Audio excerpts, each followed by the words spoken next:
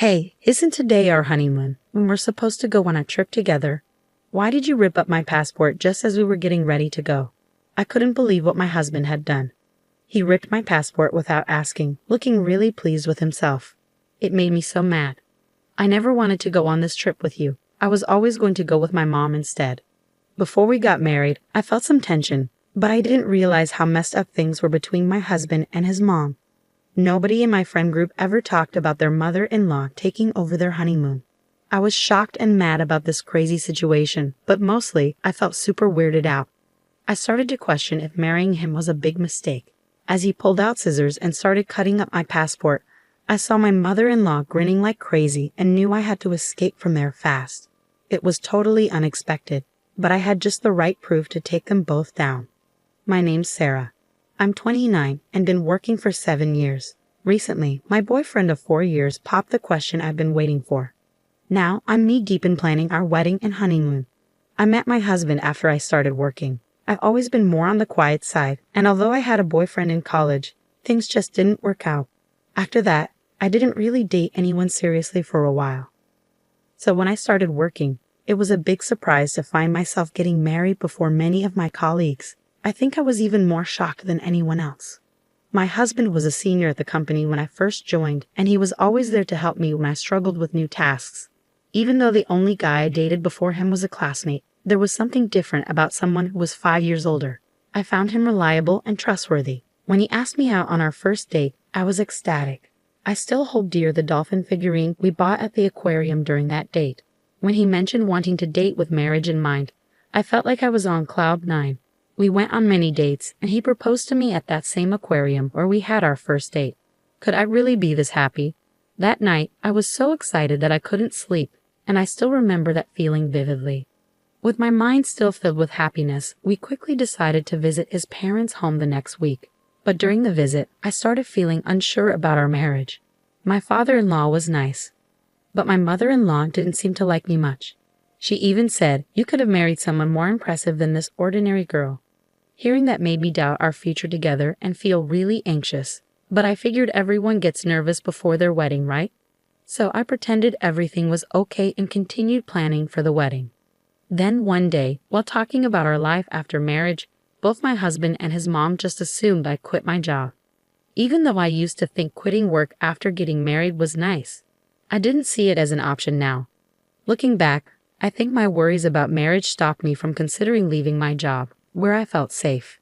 Even though my mother-in-law kept suggesting I quit, I decided to keep working at the same company as my husband, ignoring her. During our wedding planning, we didn't see eye to eye on when to officially register our marriage. He wanted to do it sooner, but we decided to go with his choice and did it shortly after. The process was pretty ordinary, but knowing we were officially married made me really happy. We talked about having a small, cozy wedding. But it seems he mentioned this to his mom. She called the next day. "You're planning a small wedding for Edward. Please don't make decisions without considering everyone's opinion. The wedding should be big and fancy. I'll make sure it's what Edward wants. And please keep your guest list short, just your parents and close friends. Your friends wouldn't add much excitement to the wedding anyway."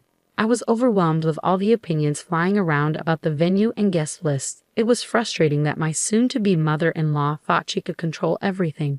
But I didn't want to argue with her.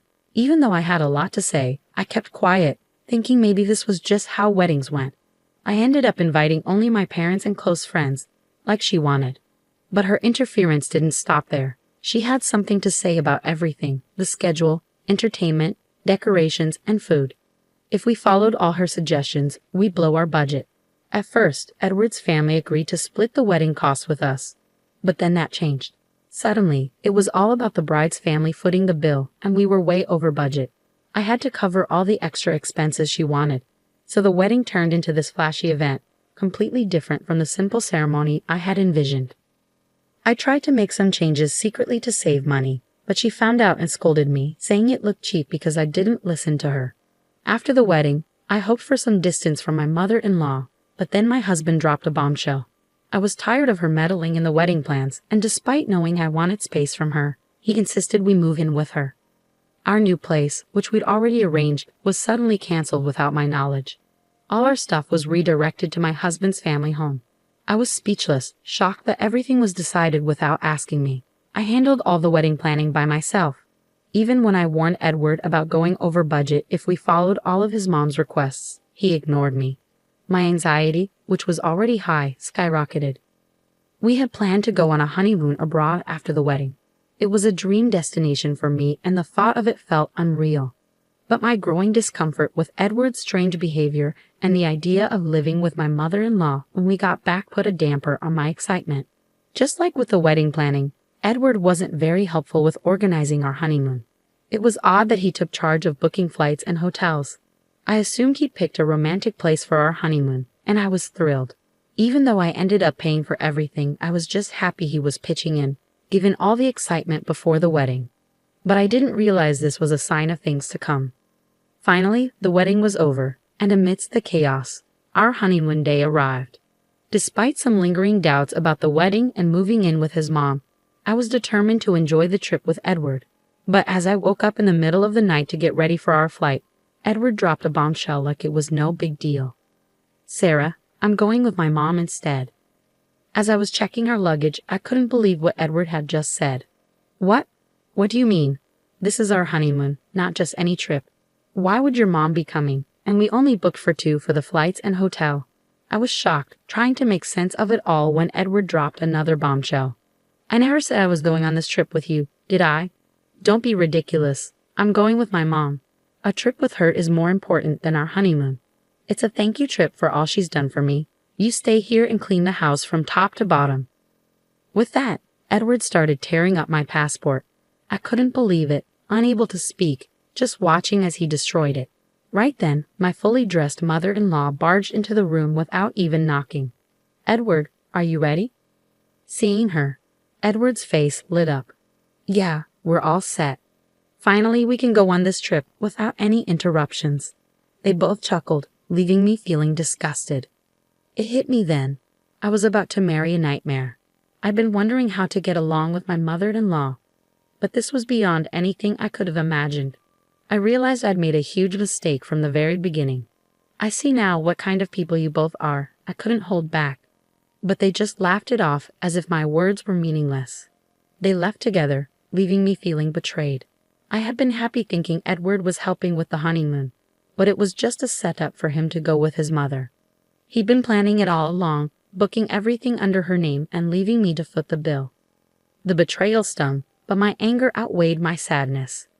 The wedding and honeymoon I had always dreamed of were supposed to be unforgettable moments with the love of my life, but they were ruined by my mother-in-law and husband. It felt surreal. At first, I couldn't believe it was happening, but soon I realized I needed to take action fast. I had to get a divorce. Interestingly, I had something that could help me. I had started recording to capture memories of the most important events in my life, my wedding and honeymoon. Since the wedding preparations, I had been recording various moments on audio. What began as a way to cherish memories slowly turned into documenting my mother-in-law's hurtful actions and harassment. Sometimes I thought about stopping because I figured I'd never listen to these recordings again. But it's ironic how valuable they turned out to be. Just days after moving in, I found myself repacking my things. It didn't take long since I hadn't unpacked much. I couldn't help but wonder if my husband and his mother were already at the airport. The thought made me furious, so I tried to push it aside. Even though I'd only been there briefly, I wanted to erase any trace of myself from that house. So I cleaned thoroughly everywhere I'd been. While tidying the living room, I stumbled upon something shocking. Evidence that my husband was stealing money from his company. In his role overseeing sales, he was reporting lower earnings to the company and keeping the extra cash for himself. And it seemed his mother was involved too. She had detailed notes of the actual sales, the money he pocketed, and even listed all the luxury items he bought her with the stolen money. It was a lot. I couldn't believe they'd left such evidence out in the open. Finding out about my husband's wrongdoing left me horrified. I realized the seriousness of the situation. For a moment, I thought about trying to smooth things over since I also worked at the company. But then I thought, why should I help someone who ditched me for a honeymoon with his mother? So, armed with evidence of the embezzlement, I went to the company. Even though they were supposed to be on their honeymoon, my colleagues were shocked to see me in the office. As everyone bombarded me with questions about why I was at work instead of on my honeymoon, I decided I had nothing to hide. I explained that my husband and mother-in-law had gone on the honeymoon instead, that my passport was destroyed, and that I had paid for the entire trip. My colleagues, bosses, and superiors were shocked and furious on my behalf. I thanked them for their concern and headed to the executive area of the company. What my colleagues didn't know was that one of the top executives at the company is my uncle. I never mentioned this to anyone, not even my husband or mother-in-law. I didn't want people to think I got the job because of family connections, so I applied and secured the position based on my own merit. Since my uncle isn't involved in human resources, I asked him not to reveal our relationship before the orientation. Though surprised, he respected my decision and assured me that we would maintain a professional relationship at work. As a child, my uncle treated me like his own, showering me with love and indulging my wishes. We even went on trips together when I was younger. Despite my parents scolding me for asking him to buy me things, he adored me. Since joining the company, our paths rarely crossed except for a brief exchange during orientation. When I visited his office, my uncle's warm smile quickly faded as he sensed something was wrong. "Why are you here? Weren't you supposed to be on your honeymoon?" Seeing his familiar face, I couldn't hold back my tears. Through sobs, I told him everything that had happened. He was visibly furious, a side of him I had never seen before. I explained my husband's embezzlement and handed over the evidence. My uncle promised to hold a board meeting immediately to address the situation. After promising to address the situation, my uncle asked about my plans for the day. When I mentioned heading home, he suggested we grab some food together before he dropped me off. Despite the unbelievable betrayal I had experienced, I felt genuinely grateful for the warm-hearted people in my life who cared for me. A week later, when my husband and mother-in-law returned from what was supposed to be our honeymoon, I received an immediate call. My husband was furious that I hadn't picked them up from the airport or cleaned the house as instructed. He demanded to know where I was. With the support of my uncle and parents, I had already hired a top-notch divorce lawyer, and the process was underway. Without giving my husband a chance to speak, I said firmly, "You two are loud and annoying. I don't want to hear your voices anymore. Why would I pick up someone I'm divorcing? And why would I follow your orders to clean?" He was momentarily stunned but quickly resumed his ranting. "Do you think it's okay to speak to me like that? I did you a favor by marrying you. If I divorce you, you'll never find someone else. My mom's furious too. If you come back now and cook for us, I might forgive you. We're tired of foreign food. Make us some traditional meals." His words were shocking. After his scheme with the passport and going on a trip with his mother, I saw his true colors. It dawned on me that I had never truly known him. I had been reflecting on this realization for the past few days. "I've already consulted a lawyer about our divorce. Please discuss any related matters with them." "Divorce? What are you talking about? We're not getting a divorce." I heard his mother in the background, shouting for him to hand her the phone and calling me names. "Well, do as you please. By the way, I informed the company about your embezzlement. I think I'll be calling you in soon. Maybe you should get a lawyer too. Bye." I sensed his panic on the other end, but it wasn't my problem anymore. He kept calling, so I just blocked his number. My uncle knew our honeymoon dates, so right after our call, the company summoned my husband. With the evidence I provided, they verified the information and confirmed the discrepancies in the payments. It turned out the amount my husband embezzled was huge. In front of the company's executives, my husband desperately tried to defend himself. He made up a story, claiming I was the real embezzler and he had tried to stop me. At that point, my uncle couldn't hold back and shouted, "My niece would never do such a thing. We've confirmed that you and your mother committed the embezzlement. You're lucky we haven't involved the police yet." Realizing his scheme had unraveled and that I had connections in senior management, my husband looked defeated. That day, I went to the company to return the wedding gifts to my colleagues.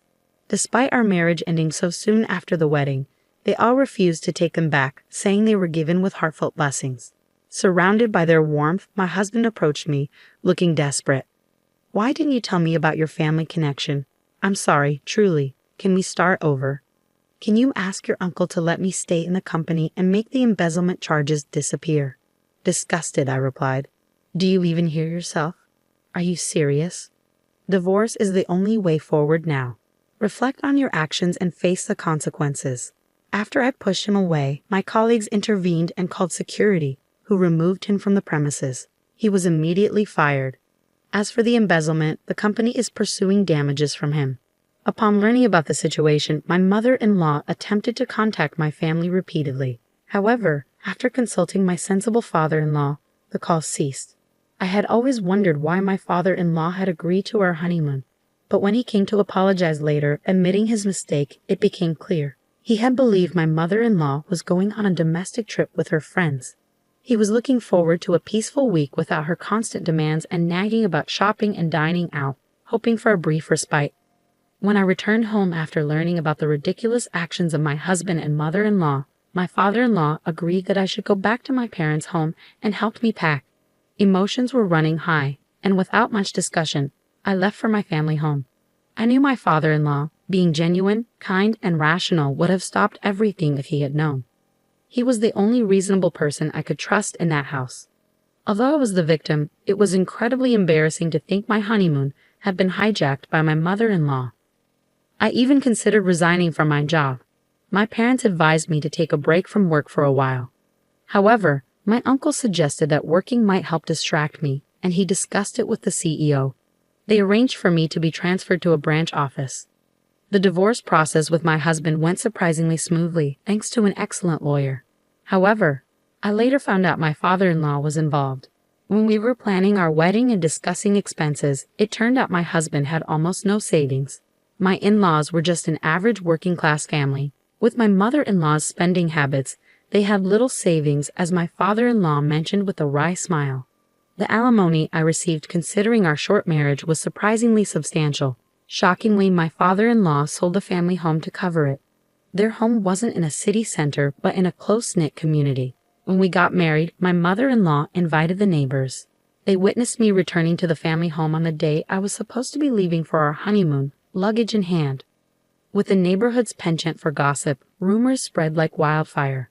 Over time, these rumors became exaggerated to the point where living in that area became unbearable. Initially, my mother-in-law, always concerned about appearances, approved of our marriage because both my husband and I worked for prestigious companies. Having her son and daughter-in-law working for a major company was a status symbol for her. However, with rumors swirling due to her actions, she likely couldn't bear to stay in that house. Additionally, my father-in-law probably felt responsible for covering the damages from my husband's embezzlement. While I harbor nothing but disdain for both my husband and mother-in-law, I genuinely feel sorry for my father-in-law. After being fired and ordered to pay damages, my husband apparently suffered a mental breakdown. Unable to work, he's been moping around in a small apartment he moved to. Seeing her son so downcast, my mother-in-law also became reclusive, as my father-in-law told me. In fact, my father-in-law, fed up with my mother-in-law, was considering divorce as he didn't want to spend his later years with her. He asked if I could introduce him to the lawyer I had used. I immediately contacted my uncle, who got in touch with the lawyer. It might take some time, but I hope my father-in-law can live the life he wishes. Thanks to the intervention of the company's CEO and my uncle, I was transferred to a branch office where I'm surrounded by supportive colleagues and superiors. I'm eternally grateful to my uncle. The only regret I have is missing out on the country we plan to visit for our honeymoon. Once things settle down, I hope to take a relaxed trip abroad.